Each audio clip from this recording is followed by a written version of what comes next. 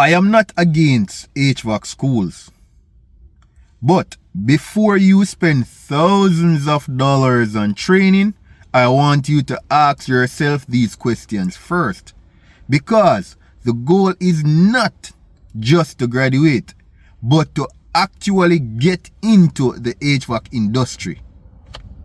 First question is, what exactly will I be qualified to do when I'm finished? You're going to ask yourself, what will I actually have? What certificates or license are included in the program? Also, you need to ask yourself, will I be ready for an entry-level job, or will I still need significant amount of training? And guys, you need to understand that a certification or a certificate doesn't automatically means that you are ready for the job or means that you are job ready.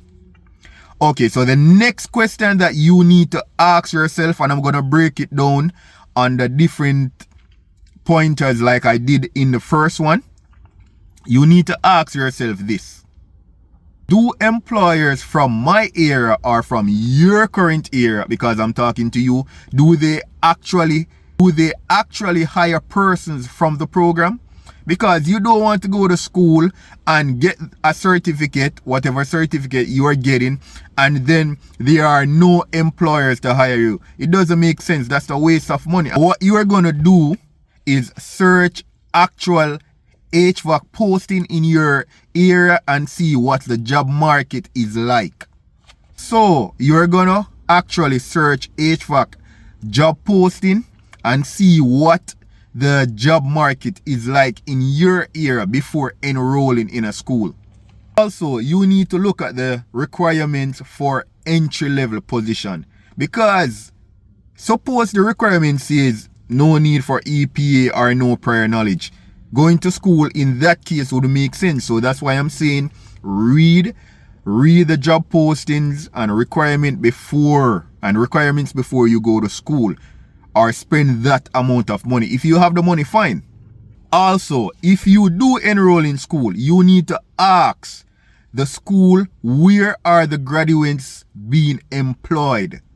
Where are they going, or where are they getting a job after leaving school? That is a very, very important question. I actually asked my school that last year or early up in this year when I was in school. So that is a very pertinent question, guys. Ask the school. So where are the graduates being employed, or what companies usually employ graduates from this program? Ask them. And also, guys, don't assume that finishing school automatically gives you or makes you eligible for employment. Don't assume that finishing school automatically guarantees that you get a job. It doesn't guarantee employment. So I just want you to have that in the back of your head. Okay? Question number 3. You need to know how much hands-on practice you will get in the program, because theory is good, but HVAC or anything in HVAC, guys, is a practical skill. You will learn through doing it. Sometimes your hands even move faster than your understanding. So you will start doing stuff, and then after that, you will actually know how to explain what you were doing. It's like your hands learn faster than how your brain is learning stuff. You need to understand, or you need to know how much time will be actually spent on working on equipment. How much time will be spent on working on equipment in class or shop time. Shop time is very important. You want to know if you are going to troubleshoot real systems, or you're just going to be writing notes in classroom. That is not what you want. You want a mixture of shop time and theory. You want to know if you get time with electrical troubleshooting, controls, refrigeration, and brazing, etc. Like hands-on skills. This is important because in trades, practice matters, because persons learn through repetition. You do it over and over and over, and that is how you build your skill set. So if you make a mistake now, you might say, okay, when I was doing that last time, I did this. So this time, I'm not going to do this. That's how you learn. So number 4, what you guys need to ask is, what are the graduates doing after school?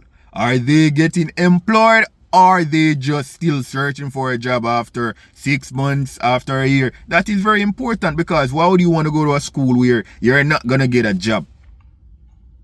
You get what I'm saying? So you need to ask, what are they doing after school? Are they actively getting employed? So you need to break this down. You can ask these questions too. You can ask, where are recent graduates working? That shows that they're getting a job. You can ask also, how long did it take them to get a job? Sometimes you ask, what positions are they employed in? More than likely, they will be helpers, but you can still ask. Also, it would be good if you get a chance to talk to a recent graduate and not just the admissions department. You want to talk to persons who have already been through the program. So you really want to know what happens after graduation, not just what happens while you are doing the course. You want to know, am I going to get a job? Is the outlook positive? That's one of the major things you want to know. You don't want to waste your time doing a course that you didn't have to do it and put yourself in debt or anything like that. Also, you need to really think about it. Are there cheaper ways to get started, or to get into the trade, or to get into HVAC? Because that will cause you to save money and also save time. You can look into what is called apprenticeship. Look in your area. Try to search for union. Try to apply to unions. Yes, I know what you're going to say. It's hard to get in. I said apply. You don't have to get through. But that's how at least you have a foot somewhere else. You get what I'm saying? So apply to union. Apply to companies in your area that doesn't require, probably a company doesn't require like EPA starting out or trade school. You could try applying and see if you get through, and learn on the job to me is always the best option. To options like apprenticeship, if there are apprenticeship opportunities in your area, or you could just ask companies if they train persons from scratch.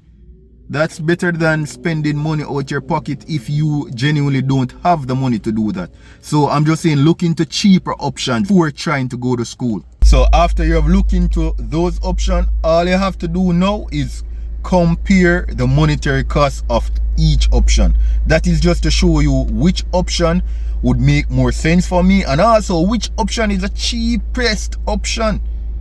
You get what I'm saying? So don't assume that the most expensive option is the best route. No.